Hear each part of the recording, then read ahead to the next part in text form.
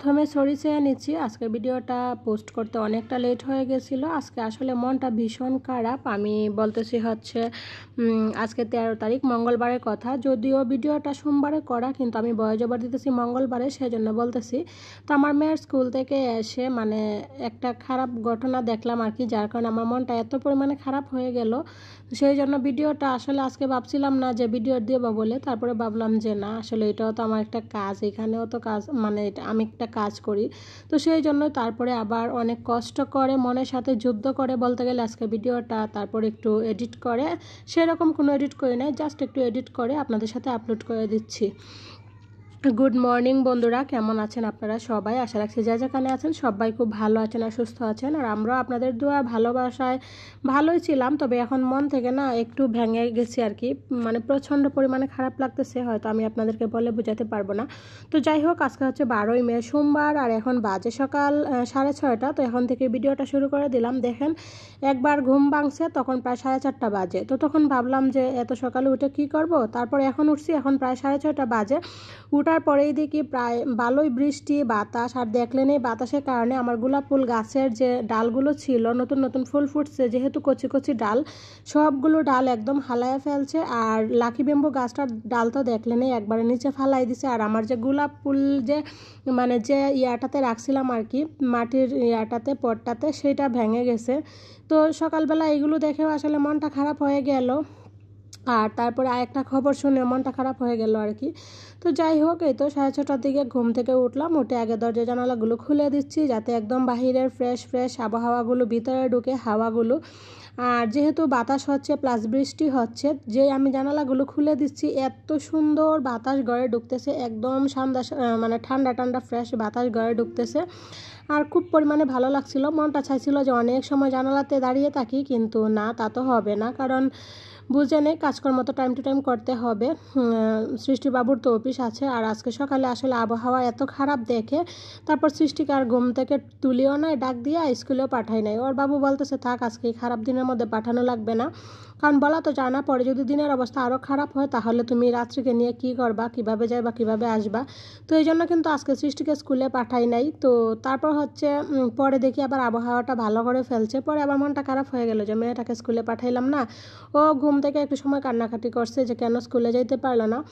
আর হয়তো আপনারা বললে বিশ্বাস করবেন না, আমার থেকে আমার মেয়ের স্কুলের প্রতি কেয়ার আরও বেশি। মানে একদিন যদি ও স্কুলে না যাইতে পারে, মানে খুব পরিমাণে কান্নাকাটি করে। তো আজকেও মানে ঘুম থেকে উঠে বলতেছে কান্নাকাটি করছে। তারপর আমি বুঝাইলাম যে আজকে অনেকটা পরিমাণে সকালে আকাশ খারাপ ছিল, তো সেই কারণে তোমার বাবুই না করছিল। তো তারপর একটু বুঝিয়ে শুনে আর কি কোনোভাবে একটু বুঝ দিলাম, তারপর কান্না থামলো। তারপর আমি বলছি যে তুমি এক কাজ করো, তুমি ফ্রেশ ট্রেশ হয়ে কিছু খাওয়া দাওয়া করে তারপর তুমি পড়তে বসো, স্কুলের পড়াগুলো বাড়িতেই কমপ্লিট করে নাও। কারণ এখানে একটা মজা আছে, মনে করেন স্কুলে না গেলেও প্রত্যেক দিন একটা চার্ট আছে, আবার ম্যাডামরা মেসেঞ্জারের মাধ্যমে একদম মানে প্রত্যেক দিনের যে পড়ালেখা থাকে সেগুলো ছবি পাঠিয়ে দেয়, তো সেগুলো দিয়ে আর কি পড়াগুলো কমপ্লিট করা যায়। তো যাই হোক, একদম রুম টুম ঝাড়ু দিয়ে দরজা জানালা খুলে নিয়ে আবার চলে আসছি একটু ব্রাশ করার জন্য। আর কালকে রাত্রে বেশি একটা ঘুম হয় নাই, যার কারণে দেখেন চোখ টোকগুলো একবারে বসে গেছে।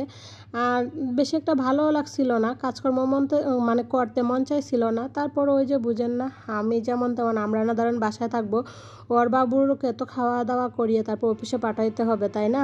তো সেই জন্য যাই হোক, একটু মনের সাথে জোর করেও কাজকর্মগুলো করছিলাম। তো ঘরে কাজকর্মগুলো করে অফ ক্যামেরাতে কিন্তু আমি সকালের জন্য রান্নাবান্না বসিয়ে দিছি, ভাত বসিয়ে দিছি, আর তার সাথে একটা ভাজি করে নিব আর কি। তো ওইগুলো বসিয়ে দিয়ে তারপর আমি এদিকে চলে আসলাম ফ্রেশ হইতে আর কি। তো এই তো সংসার করতে একটু বুদ্ধি খাটাইতে হয় আর কি, একটু টেকনিক কাটে সংসার করলে অনেকটাই সহজ হয়ে যায়। তো মনের সাথে এক প্রকার যুদ্ধ করে, যেভাবে টেকনিক খাটিয়ে আজকের কাজকর্মগুলো আমি করে নিচ্ছি সেটা আপনাদের সাথে শেয়ার করছি। যেমন এই যে দেখেন, একদিকে আমি ভাত আর ভাজি বসে চলে আসি ফ্রেশ হইতে। আমি যদি ভাবতাম যে না, আগে ফ্রেশ ট্রেশ হয়ে তাহলে তারপর তরকারি বসাবো, তাহলে কিন্তু আমার অনেকটা দেরি হয়ে যাইতো। তো আমি আগে ভাত তরকারি বসিয়ে দিয়ে আসলাম। তো এইদিকে ভাত তরকারি হইতে হইতে আমি ফ্রেশও হয়ে গেলাম। তো আসলে সংসারের কাজগুলো এইভাবে টেকনিক কাটিয়ে বুদ্ধি কাটিয়ে করে নিলে কিন্তু একসাথে দেখা যায় দুনো দিক ম্যানেজ করা যায়। তো যাই হোক, ওর বাবুকে খাওয়া দাওয়া করায় অফিসে পাঠাইয়া তারপর আমার ছোটো মেয়েরা ঘুম থেকে উঠতে উঠতে আমি ভাবলাম যে পূজা টুজা একবার আমি দিয়ে নিব।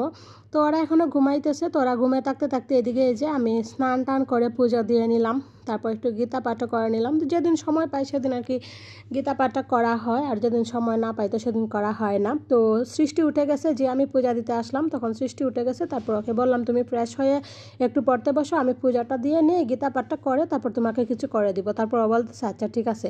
তো ওইদিকে ওর মতো পড়ালেখা করতেছে, আমি এদিকে পূজা টুজা দিয়ে নিতেছি। আর সকালে স্নান করে পূজাটা দিয়ে নিলে মনে হয় যেন সারাদিনের অর্ধেক কাজ না, বেশি অর্ধেক কাজ শেষ হয়ে যায়। তখন দেখা যায় যে রান্নাবান্নাগুলো থাকে, ঘরদরগুলো গুছানো থাকে। তো সেই জন্য আমি চেষ্টা করি ম্যাক্সিমাম দিনেই মানে যাতে সকালে স্নান করে পূজাটা অন্ততপক্ষে দেওয়া যায় আর কি, সেটাই চেষ্টা করি। আর এইভাবে বুদ্ধি খাটিয়ে আমি একা হাতে ছোট 2টা বাচ্চা নিয়ে মানে ঘরের কাজ প্লাস ইউটিউব, গুড মর্নিং বন্ধুরা, ওয়েলকাম ব্যাক টু মাই করি। Channel mister and missus Barman. কেমন আছেন সবাই?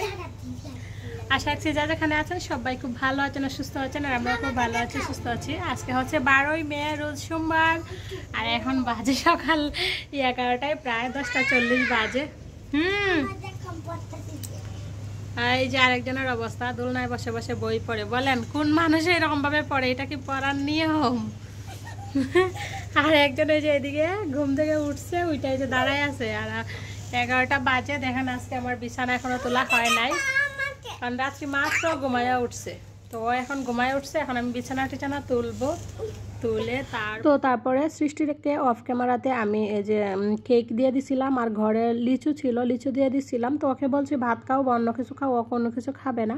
তো আগে একটা কেক খাইলো, লিচু খাইলো, খাইয়া তারপর এই যে পূজা টুজা দিয়ে আমি খালি একটু মানে সিঁদুর টিঁদুর দিয়ে একটু বসছি। এই মুহূর্তে আমার ছোটো মেয়ে উঠে গেছিলো। তো তারপর ওই রুমের বিছানাটা গুছিয়ে নিয়ে একটু চা করে নিলাম, নিয়ে 3 মামে মিলে খেয়ে নিচ্ছি। আর ওর বাবু তো বরাবরের মতো অফিসে চলে গেছে।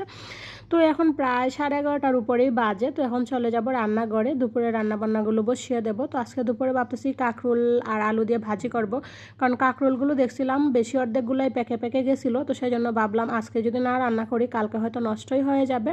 তো সেই জন্য আজকে আলু কাঁকরোল দিয়ে ভাজি করে নিচ্ছি, আর মাছ দিয়ে ভুনা করে নিব।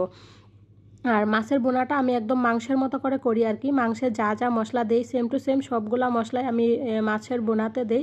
সেই জন্য খাইলে অনেক সময় বোঝা যায় না যে মাছ খাইতেছে না মাংস খাইতেছি, মানে হয়তো মাছের টুকরা খাইলে বোঝা যায় যে মাছের বোনা খাইতেছি, বাট এমনিতে যে গ্রেভিটা থাকে সেটা খাইলে কিন্তু বোঝা যায় না যে আসলে মাছের বোনা না মাংসের বোনা। তো সেই জন্য আমার 2 মেয়ে খুব পছন্দ করে। তো যেদিন দেখা যায় যে আমি মাংস টাংস ডিম টিম বা অন্যান্য কিছু না রান্না করি আর কি, ওদের পছন্দের যে শাকসবজিগুলা ওইগুলো না রান্না করি, সেদিন আমি চেষ্টা করি মাছের বোনা রান্নার জন্য, কারণ মাছের বোনাটা রান্না করে মানে ওরা খুব সুন্দরভাবে খায়। তো যাই হোক, ফাইনালি রান্নাবান্না কমপ্লিট। এই যে দেখেন এখানে আলু কাঁকরোল ভাজা, আর এই তো হচ্ছে মাছের বোনা। তো দেখে বলেন তো এটা মাছের বোনা বোঝা যাচ্ছে না মাংসের বোনা? তো যাই হোক, মাছের বোনাটা কিন্তু সেই টেস্ট হয়েছিল। আমার 2 মেয়ে খুব তৃপ্তি করে খাইছে, আমরাও খুব তৃপ্তি করে খাইছি। তো খাওয়া দাওয়ার পরে না আকাশটা আবার মানে একদম মেঘলা মেঘলা হয়ে গেছে, একদম অন্ধকার, যদিও বৃষ্টি হয় নাই তবে একদম অন্ধকার হয়ে গেছিল। তো খাওয়া দাওয়া শেষ, ওরা 2 বোনে ওইখানে ওদেরকে বলছি যে শুয়ে শুয়ে একটু টিভি দেখো, কারণ যেহেতু খাওয়া দাওয়া করছে।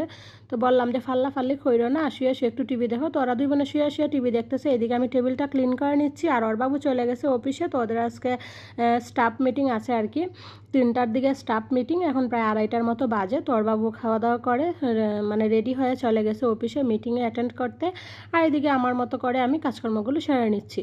তো শুভ সন্ধ্যা বন্ধুরা। ওই যে ওর বাবু মিটিং টিটিং শেষ করে তারপর বিকালে বাসায় আসছিল, আসার পরে আবার রাত্রিকে নিয়ে গেছিলো একটু ওই পারে, মানে রোডের ওই পাশে। তো ওইখানে ফুচকা চটপটি এগুলো থাকে। তো ওই পাশে গিয়ে দেখেন সবার জন্য অনেকগুলো ফুচকা নিয়ে আসছে। তো সবাই মিলে একদম খুব মজা করে ফুচকা খাইতেছি।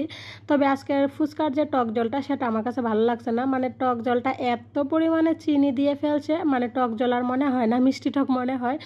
তো সেই জন্য টক জলটা বেশি একটা ভালো লাগছে না। তো সেই জন্য আমি বেশি একটা টক জল নিচ্ছিও না, হালকা হালকা খালি একটু নিচ্ছি। আর এমনিতে ভালো লাগছিল ফুচকার যে আলু মাখাটা, সেটা খুব ভালো লাগছিল। তো যাই হোক, সন্ধ্যার নাস্তা তো হয়েই গেল, ফুচকা টুচকা দিয়ে এবার রেডি হয়ে গেছি, এবার চলে যাব সবাই মিলে বাজারে। তো দেখি চলেন কি কি আনা যায়।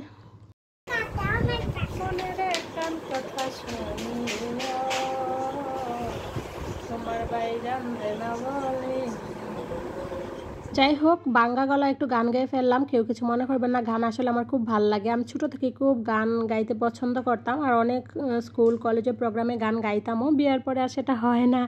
তো যাই হোক, এর মধ্যে কিন্তু আমরা বাজার থেকে চলেও আসছি। আসার সময় ওরা 2 বোন আইসক্রিম নিচ্ছে, আর আমি ওর বাবুকে ওর বাবু বলছিল আমাকে আইসক্রিম নেওয়ার জন্য। তারপর আমি বলছি যে না, আমি মিরিন্ডা নিব।